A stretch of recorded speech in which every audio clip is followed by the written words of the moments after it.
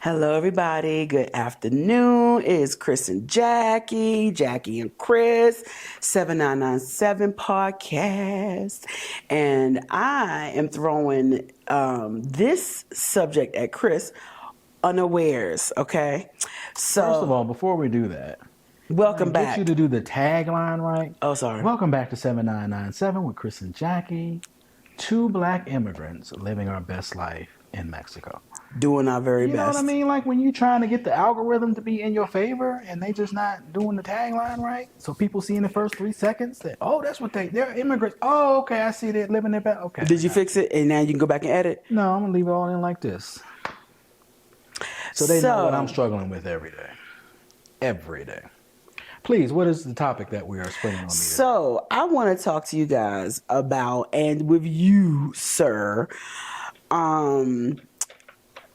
building relationships, having friends, acquaintances, meetup buddies, cut buddies.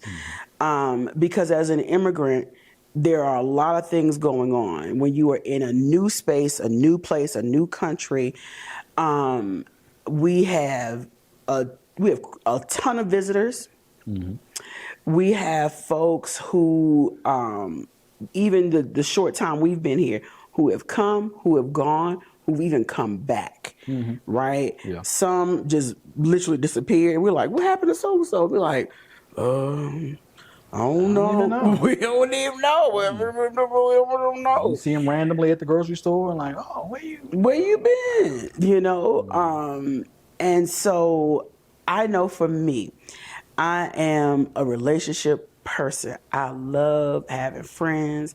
I love going out and having events, going to places and, you know, just doing different things or what have you. And group events, all the things. I like one-on-one, like group events. And it has been very challenging for me.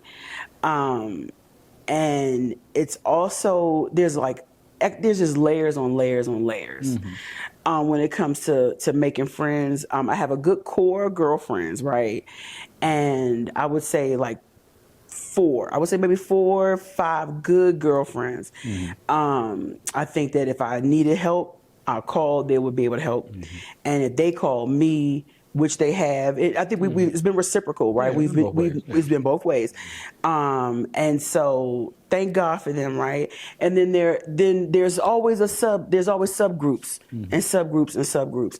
And I've just found it very interesting that, you know, my expectations were such it was going to be easier to make friends because I felt like, oh, we are all here.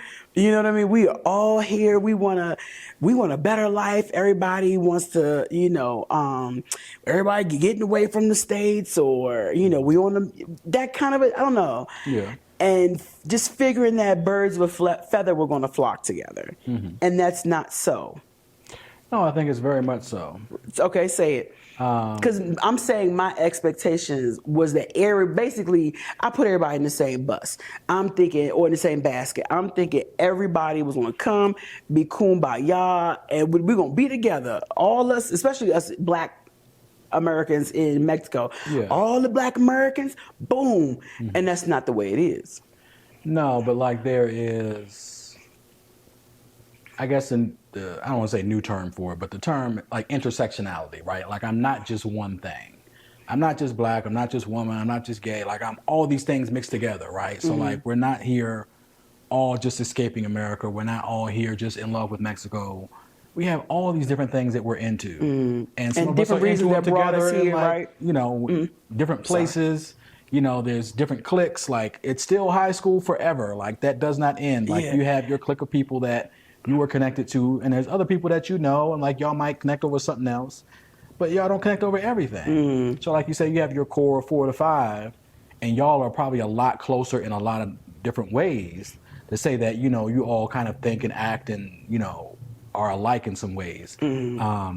Whereas there are other people that maybe come into that circle for a little bit and they kind of go off and do something else with some other folks. Yeah.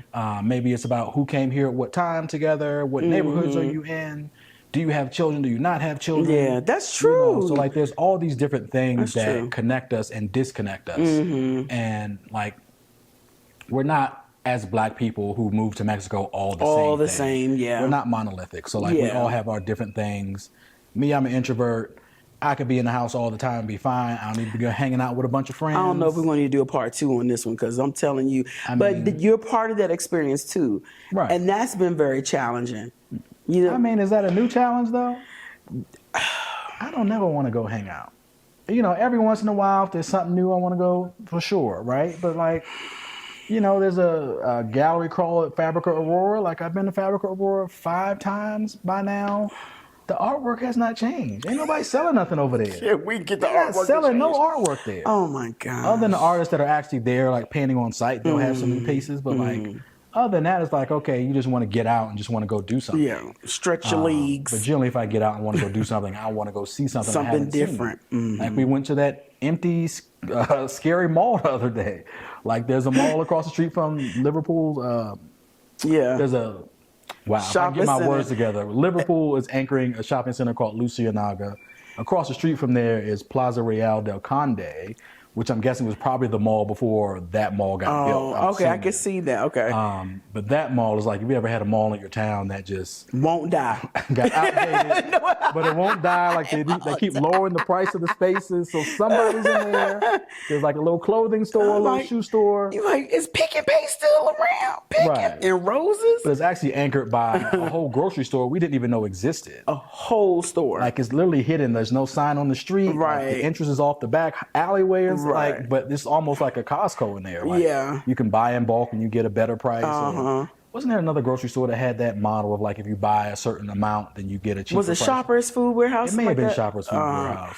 But like we're just going through this mall and like we stumble like, wait a minute, there's a whole grocery store back Yeah, here. a Like, whole store, guys. yeah. But then there's toy like store. 3 floors and the top 2 floors are basically empty. It's weird. It was very weird. It's the mall that won't die, but it's kept alive from that grocery store. Yeah. and the government There are offices. government offices there, too. Yeah, Yeah, they have yeah. offices in there, so that's the only reason why it's still alive. Yeah. but yeah, that was totally weird. But anyway, go ahead. Yeah, but like, so you know, for me, it's a different thing. I wasn't necessarily coming down here to hang out with a bunch of people and get involved in any and everything. I all day. want any community. Right, but I need a small community. No. 1 or 2 people, and I'm good. I don't even. Who, I have a small group of Who is your friends second person? Here, like I don't have a whole lot of friends here. No, you don't. Like that I actually just go and hang out You with. have Not 0 really. friends, babe. Yeah, not really. No, 0. No, I have friends, but nobody I hang out with. No, you have acquaintances.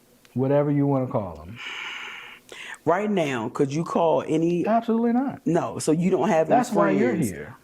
That's how you balance it. Y'all leave a comment, You gotta subscribe, have one with a whole like. bunch of friends and then one who doesn't. Oh my gosh, it's so You challenging. can't both have a whole bunch of friends. No, we both can. But anyway, I'm telling you, building relationships, it doesn't matter where you live.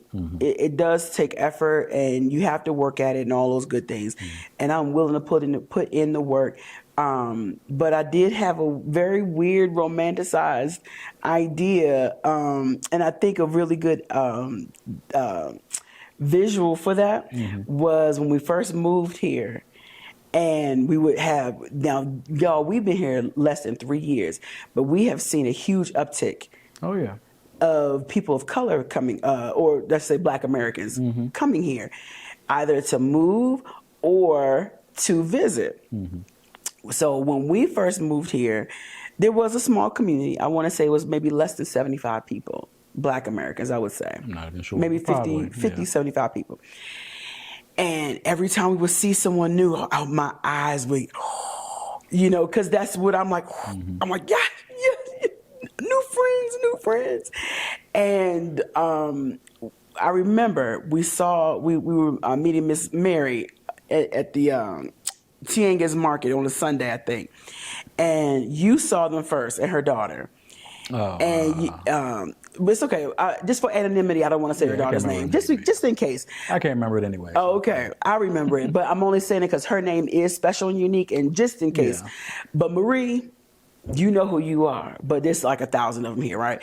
So anyway, long story short, Chris walked up on me. He's like, I have made a Negro sighting.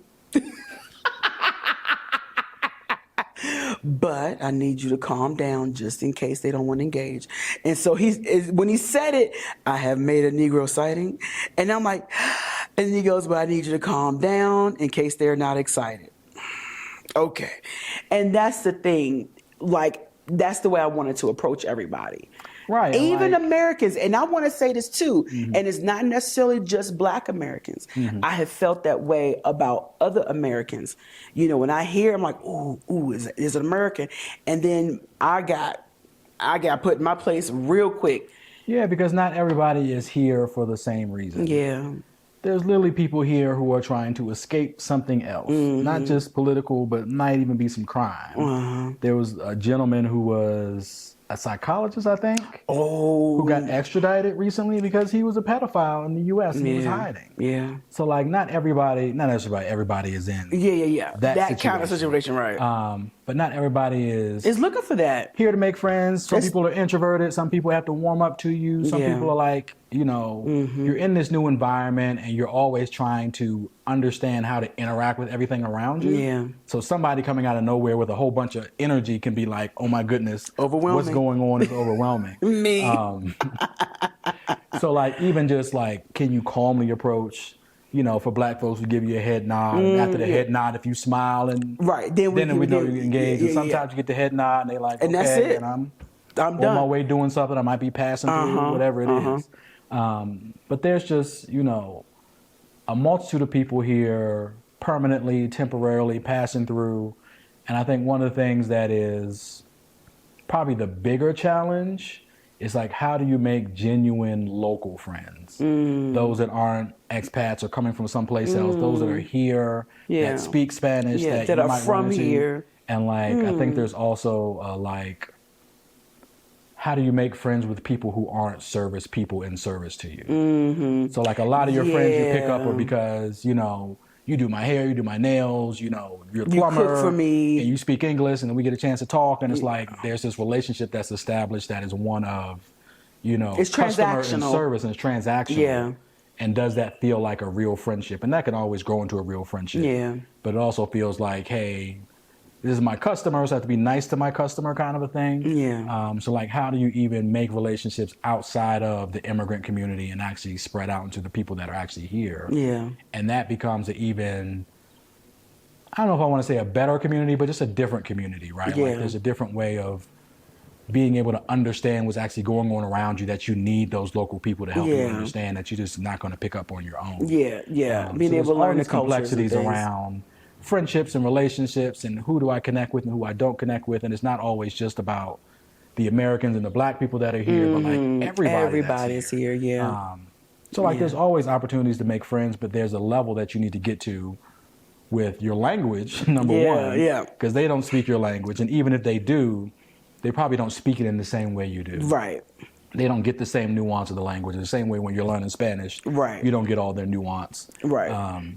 So there's just, I understand your point of like, it gets really complicated trying to build relationships and connect with people. And I think that's honestly true everywhere. Everywhere, yeah. It maybe is heightened in this environment because your pool of people that you can just automatically talk to without Spanish is smaller. Yes. But when you're back home, like it's still hard to connect with people nowadays in so many different ways.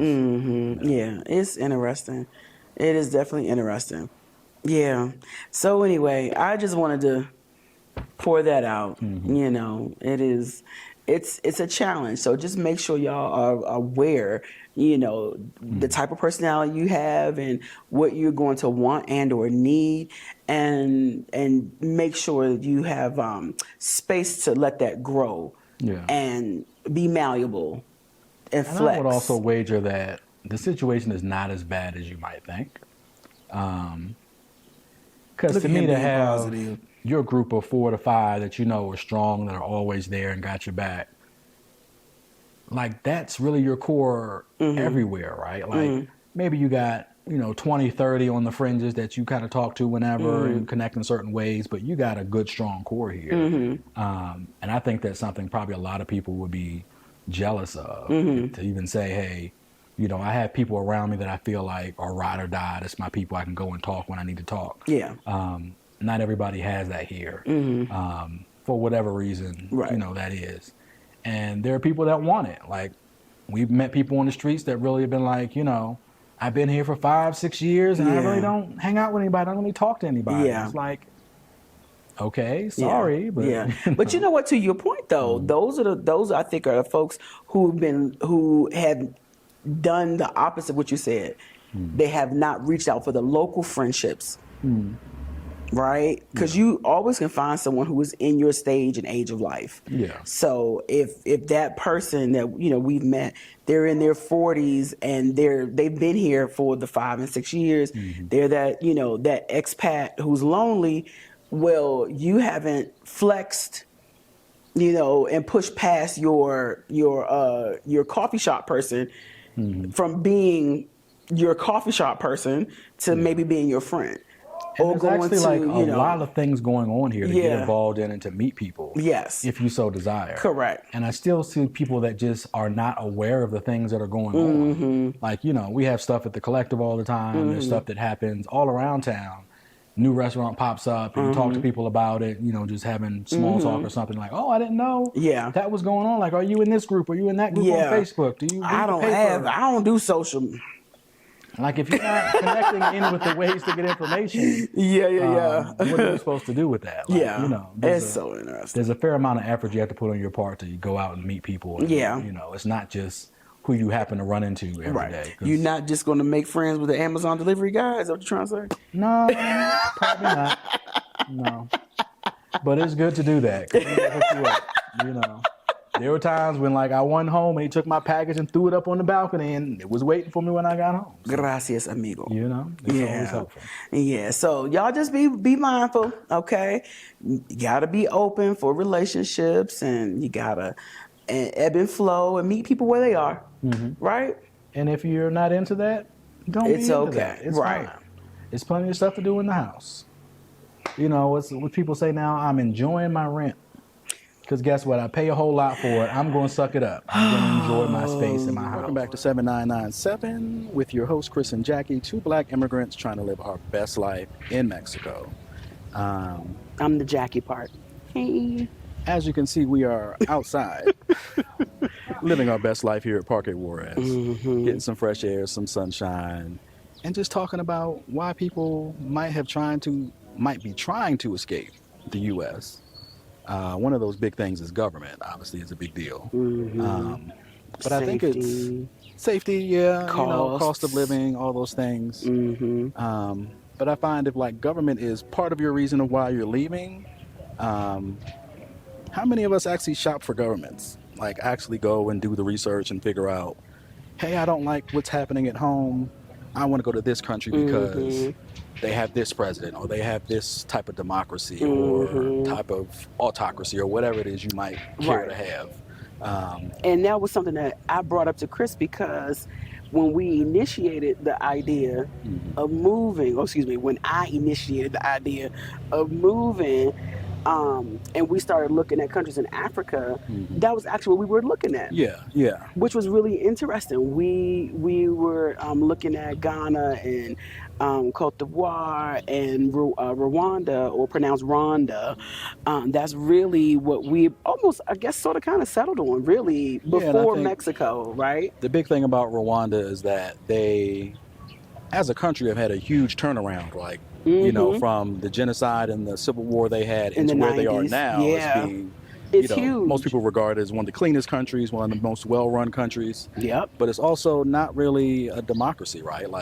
The person who is in charge of the country has been there and plans to be there for the foreseeable future. Yeah. It's been 20, 25 years or so? Something. It's been a while. Yeah. And I don't even know if they have elections. I didn't even read up on if they had elections. Because all I stopped at was they have excellent health care. They have excellent schooling for their citizens, which is, you mentioned it being the cleanest country. If I'm not mistaken, it's been voted either the cleanest country or top 3 on the whole continent. Yeah.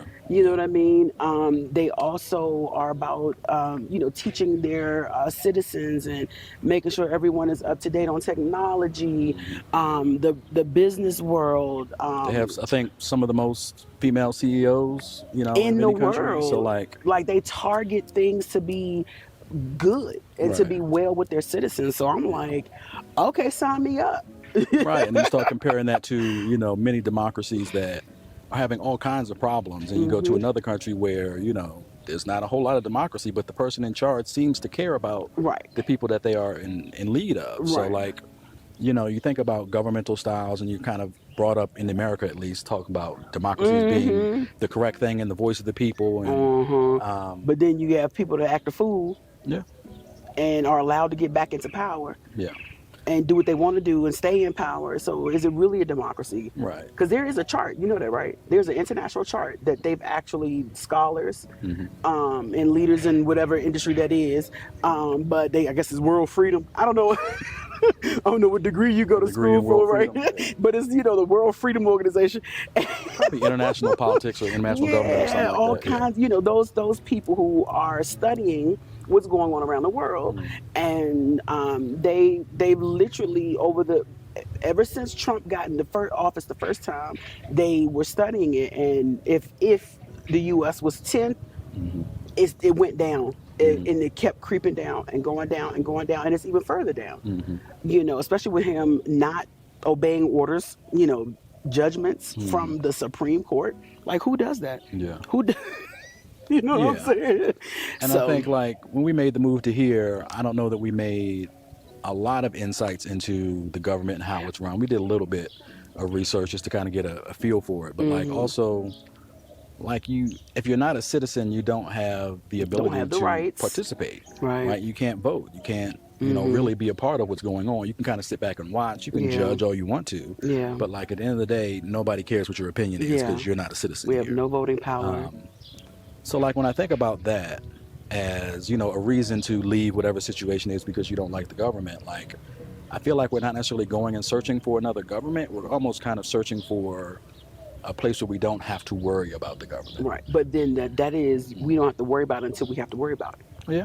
Right? Yeah. Because there are other YouTubers who have crisscrossed, you know, different countries and things, and they're just, you know, trying to live their best lives, Yeah. you know, and doing their thing, and then there's civil unrest. Yeah. And the thing is, it doesn't even have to always be, because I think for us, we think of civil unrest.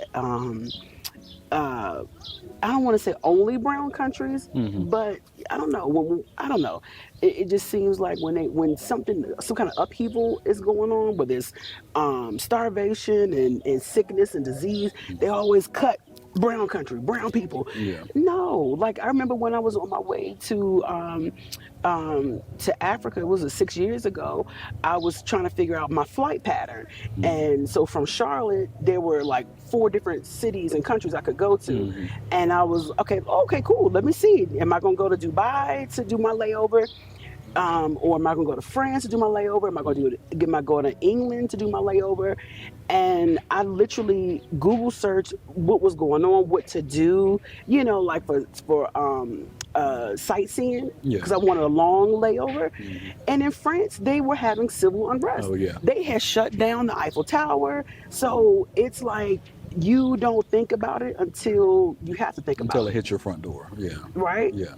And it's interesting Yeah. to think about it like that. Because I can say, like, I've never been the most politically active person in the world. I really, you know, started voting in recent years more so than Not even anything close. else. Yeah. Because I think as the political environment in the U.S. started degrading, I felt like I had to be more involved. Like, I felt like I had to, you know, things were going out of control, partially because I wasn't participating. Like, you feel Say some it. responsibility. Go right? ahead now, take responsibility.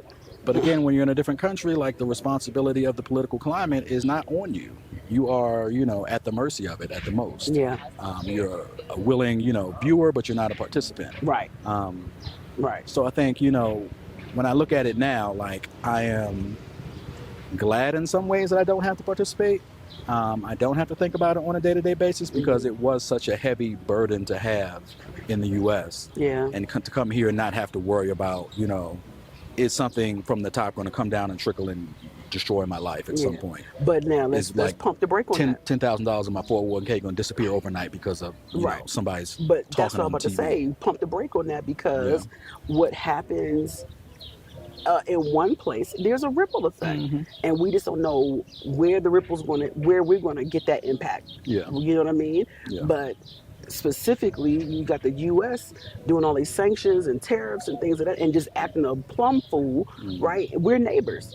We're literally neighbors, right? So we share the same continent. We're neighbors, but then at the same time, we are all international neighbors, right? So that next Amazon order, you know what I mean? What's going to happen? Like, are we going to get?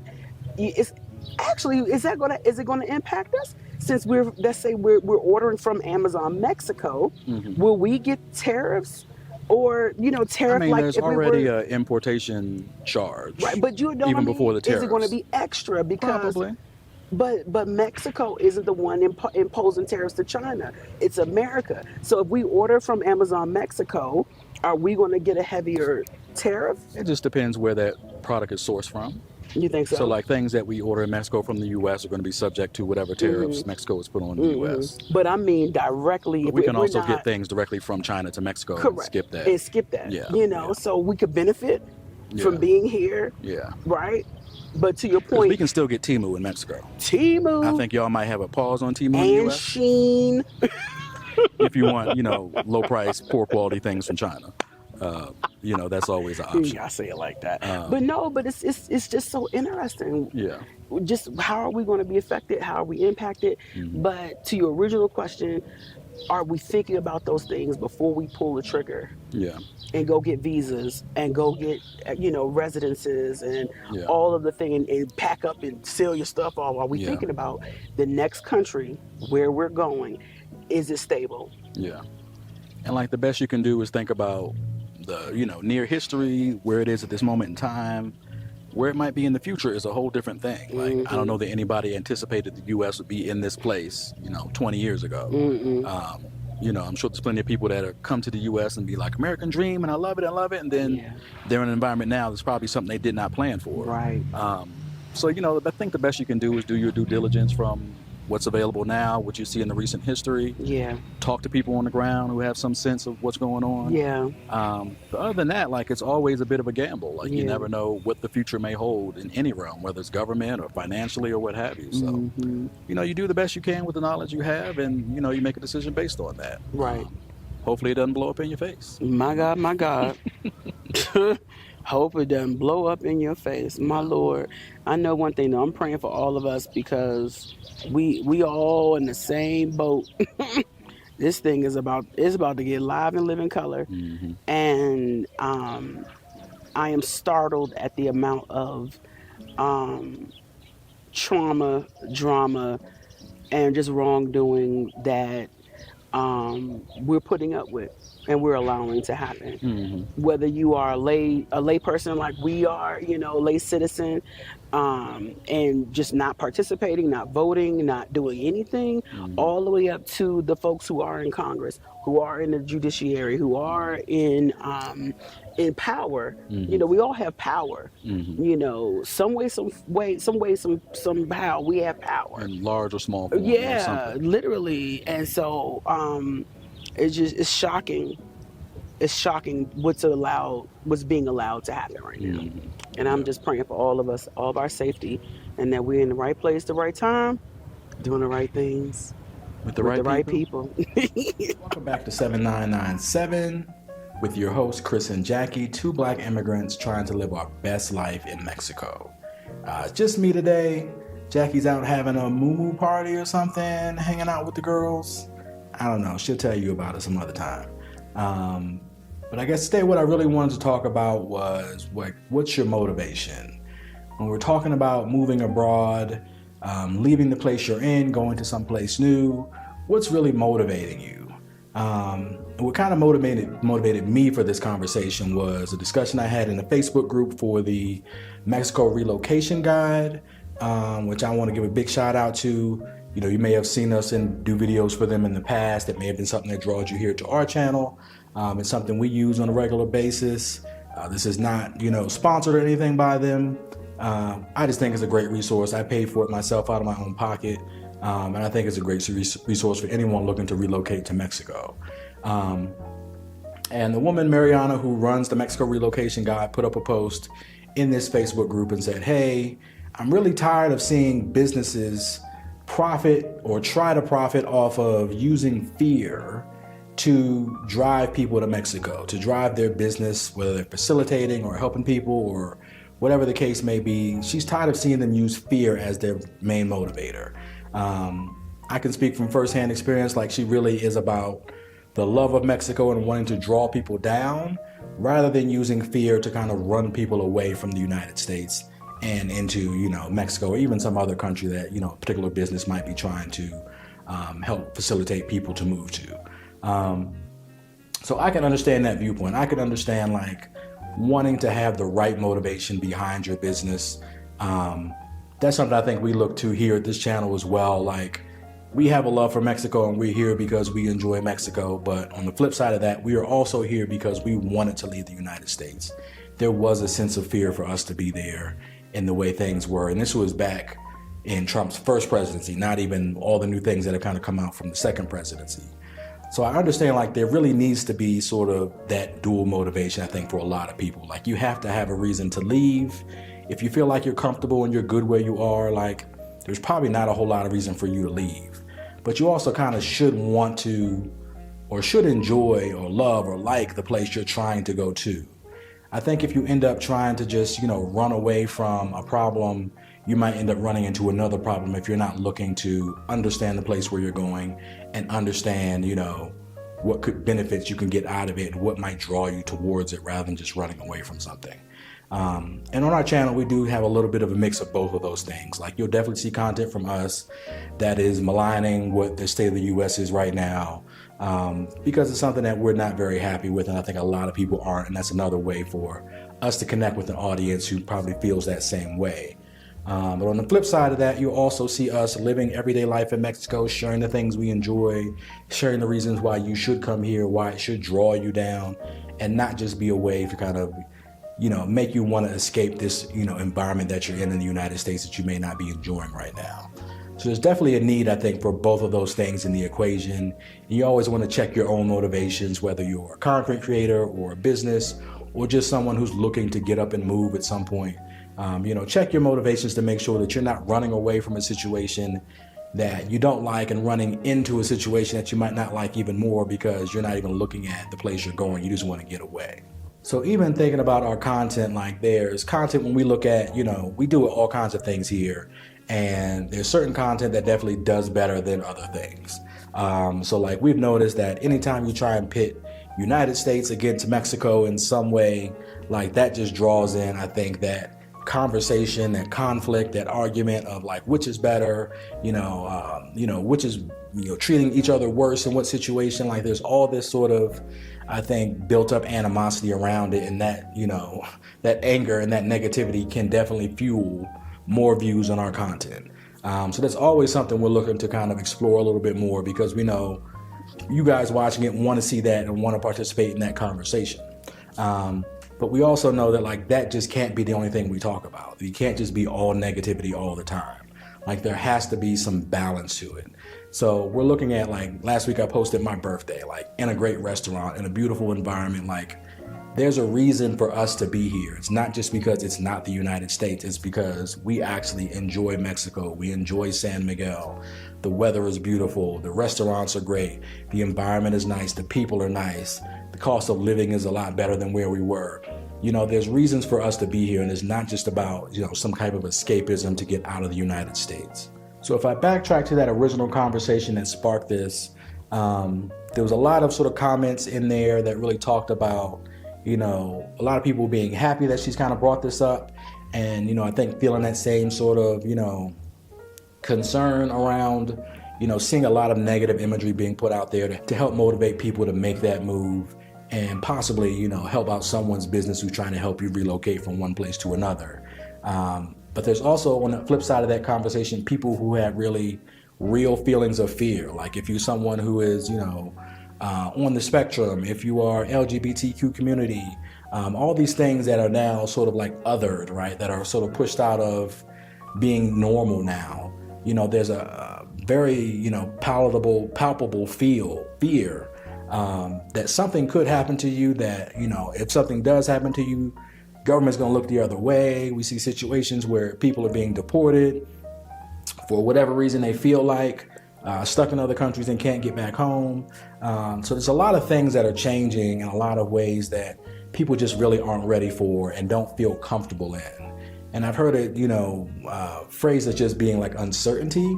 And like there's a part of it that is uncertainty, and there's a lot of it that there is now a new certainty of you kind of know the way that you're treated, you know the way that people are looking at you and the way that they are sort of removing you from that aspect of being normal, removing you from the protections of the government. So there are things that I think people have a real fear of. For us, it was a big motivator. Like I had to get my wife out of the United States because there was a point in time where she was afraid to go to the grocery store because of all of the mass shootings and the rhetoric that was being put out there.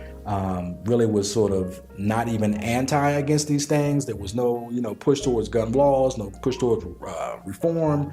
There was no push towards, these things are racially motivated and that's wrong.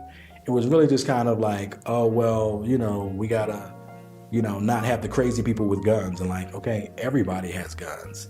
And it got to a point where like my life is being affected, our family is being affected by just this everyday rampant fear, where you don't feel safe to go outside of your house because of the violence that's happening, and specifically the violence against people of color in the United States. I can't even begin to imagine how people who have to live in the United States every day on the ground in this new administration not only have that to contend with, also having financial troubles going down where, your 401k is now all of a sudden minus, $20,000 to $50,000 because of swings in the market. You see the government kind of falling apart. You could have lost your job if you're one of the many government workers that live in the United States. So I don't want to ever downplay the fear that people have because it is real and it is based in fact and truth and the way they feel. But all of us feel it a little bit different, right? Some of us happen to be a better place financially, or be more around of our own people, and we feel more insulated from maybe that hatred towards, whatever our particular group is. So everybody has a different, tolerance for the environment they're in and how much they actually feel that environment. So that fear for you is different than the fear for somebody else. And I think we have to make space for that and, realize that what may just be uncertainty for you is actually a, bona fide, real fear of losing your life or your well-being, or the way that you kind of, have your lifestyle put together now could be taken away from you, whereas someone else may not feel that pain as close. So we kind of have to give each other some grace and some space around this, just to fully realize that, there is something to run towards, whether you go into Mexico or you want to go to Thailand or Malaysia or Canada or Japan or wherever you feel like you want to go to, if the United States is not the place for you anymore. But make sure that wherever you're going, you understand it's a place that you want to be. You understand the pros and the cons, the pluses and the minuses, what it's like to kind of be there every day on the ground. You may find yourself in a place that's actually worse if you don't do that type of research, if you don't have that understanding. So as always, I thank you guys for listening. I'd love you all to continue this conversation in the comments. For those of you who are thinking about moving or have already moved, what were your motivations to kind of get out of the situation you were in? Were you looking for a new adventure? Were you looking for a new life out there? Did you go to some country on vacation and just fall in love and feel like you had to be there? Or are you trying to get out of the situation in the US right now? Or even maybe it's Canada or wherever country you might be in, where maybe you're just not happy with the status quo as it is right now, and you want to be someplace else. We'd love to hear that story. If you made the choice to move abroad, and now you have to tell your family. So how exactly do you go about telling your family and making sure they understand your motivations and why you're doing it? Welcome back to 7997 with your hosts, Chris and Jackie, two Black immigrants, trying to live our best life in Mexico. This week it's me again. Hey y'all, we're both in the midst of traveling. She's heading towards the East Coast, I'm heading towards the West Coast, going back to the States. So that's a whole nother thing we'll talk about when we get back. But this week we're really focusing on, if you made that decision to really move abroad, whether it's Mexico or anywhere else, and you kind of have to tell your family, right? So how do I tell my kids if you're grown, or even if you're not grown, if your kids are still small, how you kind of get them into the mix? How do you tell mom and dad, grandma, grandpa, brother, sister, friends, and family, and hopefully they can support you in your endeavor to move abroad. So for us, our big, reason why, and I think that's really the thing you should start with is your why. Like, why do you want to do this? Why is it important? For other people, it might be, I want to go and live some adventure. I want to get out of the United States, just to kind of explore the world, do your backpacking through Europe before you go to college. Maybe it's a particular culture that you're just in love with and you want to go spend some real time there. You love Japanese culture, Korean culture, Thai, what have you. You want to go get immersed in it and really live that lifestyle a little bit differently than you do now. If you're kind of getting away from a situation that you don't feel really happy in, whether it's political systems or local government or violence, like whatever it is, you might be wanting to try to get away from something as well. Or even for like education, going to school abroad, those type of things. Some folks have work opportunities where they can go to another country and work with their particular job. So there's a lot of reasons why you might want to make that move. And being able to say why and articulate that to your family is going to be a big thing to help you, get some support for what you're trying to do. So I know for us, we were really, being bogged down by the political system, by the violence that was happening in America, and we wanted to really get up and move. And we started looking at places. We found a couple of places that we really fell in love with and wanted to try out. Ended up in Mexico. We definitely had family members who were supportive regardless of what was going on, who may have been, supportive in the moment until they realized that, oh, you're actually not kidding. You're actually going to do this. And then they kind of get maybe a little worried depending on where you're going. Going to Mexico, a lot of people think about, the cartels and violence and that kind of stuff. There's violence everywhere. It's not anything you can escape. And there's not any greater violence in Mexico than it is in the United States or some other countries. There's people who kind of off the back were just like, I don't know if y'all should do that. There's people that were just, fully supportive, had our back the entire time. My mother, for example, ended up following us down here so much she had our back because she was thinking about the same thing at the same time as we were. So there's a lot of things I think you can kind of quell in people's sort of worries about what you might be doing if you can give really a good concrete why you want to make this move and why it's important for you to do this move now. So another big part of this is really like painting the picture of all those possibilities. For us, it was about, hey, cost of living. I could actually take my job with me when I went from the U.S. to Mexico. So it wasn't so, much in limbo around money and income. So I had that going for me. Obviously, the beautiful weather down here, the environment. Everyone loves Mexican food. That's a great possibility there. So being able to kind of paint that picture for people and have them understand why this is a good decision, why there's opportunity and possibility in making this move abroad. And not just, something you're trying to do on a whim or you saw one video and now you're in love with the place and you want to just go. But really articulate that you've done some research and that you can really start speaking to the concerns that they might have. Because you probably had those same concerns when you were doing your research, when you were trying to figure out what you might want to do and where you might want to go. Those things that come up, they're like, hey, what about healthcare? What about making money? What about, can I find my medicine that I might need? Can I find a place to live easily? Is the cost of living okay? All those things that they're going to be concerned about, you already have put some research into, and you can come to them with facts and figures and share videos and share articles about the things that you've learned. Even speaking to people, who may have been to that country or that place you're trying to go to and have some really firsthand experience as well. So being able to really paint that picture for them and do some of that research ahead of time so that when they're going to kick back some questions to you, you already have answers for those questions. So I think a big deal too is that whenever you're trying to do something big in life, people are going to have their viewpoints, their feelings about it. And you always want to acknowledge that for them. You can acknowledge that, yes, I understand that you're afraid. I understand that you're worried. I understand you're concerned. And here's why maybe you shouldn't be. Or here are the things that I've thought about that actually can help quell some of your fears and your concerns. It may be I think what helped us in particular was really sharing more videos and more information about what the environment was like down there. Because, we hear all kinds of stuff. We see things in television and movies about particular places. And generally when you're doing a movie or something, you want to show the most exciting part of it, which may be the most violent part of it, which may be the craziest part of it, which may be the things that, on a day-to-day basis don't really happen, but maybe once in a lifetime will happen in this place.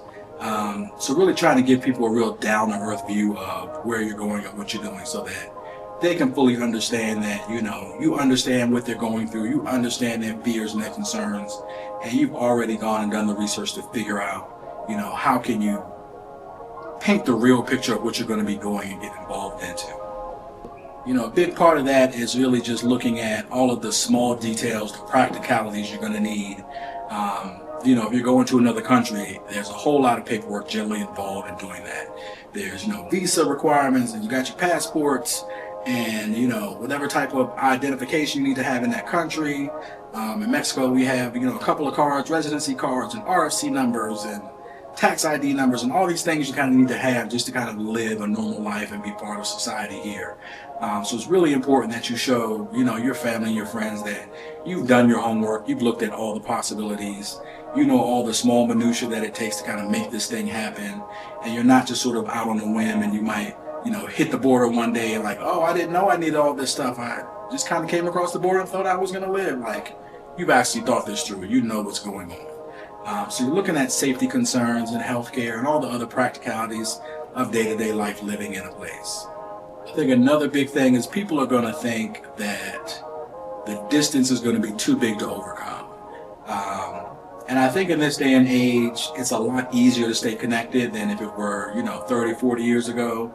We can all kind of jump on a phone call very easily. You can jump on a video call, Zoom or FaceTime or what have you, and really stay really connected with people as much as you really want to. Obviously, through all the social media, a lot of us just communicate all day long through text messages or what have you. So like all that can really still go on no matter where you are on the planet.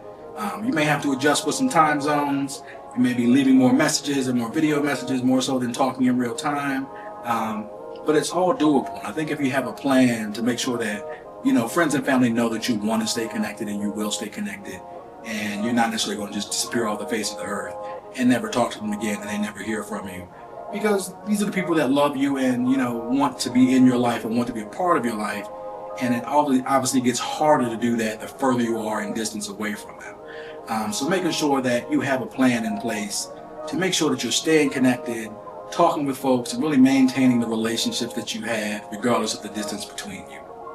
I think a really big one is children. If you happen to be someone who has children and you're making a move with young children who may still be school age, not every country has the same sort of equivalent school systems, right? Some are way better than others. Some are a little, not so great depending on where you go. So making sure that you do your due diligence and your research so that, grandma and grandpa aren't concerned about their grandchildren going somewhere and, being in a dirt school and not having a dirt floor school, I should say, not a dirt school. Being at a dirt floored school and maybe not getting the same level of education they would someplace else. Or even conversely, like the children don't know the language. Like you might be someplace where language barriers are concerned. But there's plenty of, international schools all over the world, a lot of English speaking schools, no matter what country you're in. Obviously there's usually a cost associated with those schools. So again, doing your research is a big thing, and sharing your research with others to let them know that you are taking everyone into account. Whether it be children or maybe even your fur babies, what does it take to get your dog or your cat to go with you if that's something that's important to you. So all these details are really key to help make people really feel comfortable with what you're doing and that you've really done your research and you're considering everyone in your family that may actually be making the move with you. That also includes, maybe older parents. So like if you have an older parent maybe that's living with you, have you taken them into consideration of maybe having them come down with you? Or if not, maybe you make some arrangements to put them into a home or something like that, or some other environment where they can be taken care of. Just making sure that you're really focusing on every individual within your household that's going to be moving with you and making sure that they all feel like they're taken care of and being supported in the ways that they need to be. I think if all else fails and everyone is still concerned and still not ready to kind of get on board with you and support your decision, if it's possible, consider a visit. Consider taking mom and dad or maybe even the kids down to your new place where you're trying to move to. Like if you want to go down to Mexico for a vacation for a week, or we go to Japan for a week, just to kind of let them actually see this place in action and understand that, everything is okay. It's not crazy. It's not all the things they thought it was, hopefully. Or maybe it is all the things they thought it was and they get there and they still don't really feel on board. But I think at that point you feel like you've done your due diligence, you've done as much as you can to really help make your case and make sure that they all feel comfortable and on board with what you're trying to do. So I think, if you put all these things together, just making sure you're taking care of all the practicalities, doing your research, anticipating their needs and their questions, making sure you're staying connected, and if all else fails, just like pick them up and take them with you and say, hey, let's go look at this place together, so you fully understand what I'm trying to talk about, what I'm really invested in, and what I feel good about trying to go and participate in. So if you can do all those things, I think it'll be really successful for you to really help tell your family and get them on board with these changes in your life that you're trying to do. Right now the world just gets smaller and smaller every day with the internet and all the things that we can see and experience. And there's not a whole lot of mystery left out there about, some of these locations in the world that you could move to. So I think, there's tons of information out there that you can share and get people on board and hopefully make all of this a successful move for you, that you have a family behind you that's supportive and really can be on board with what you're trying to do. So as always, we ask you to like, comment, and subscribe. If you haven't been a member, become a member. You can see these videos early. Buy us a coffee if you so desire. We've had some great feedback from folks who have been through the process and been able to get their residency and have reached out and said, hey, just watching you guys is kind of giving us that support, that clear picture that we needed to actually make that move and make it happen and come down. So we're so glad that folks are able to kind of make the moves that they're trying to make, and we're actually able to help them do that. So as always, Create, Areas Garce, take care and take a chance. And we'll see you guys next time. Peace, y'all.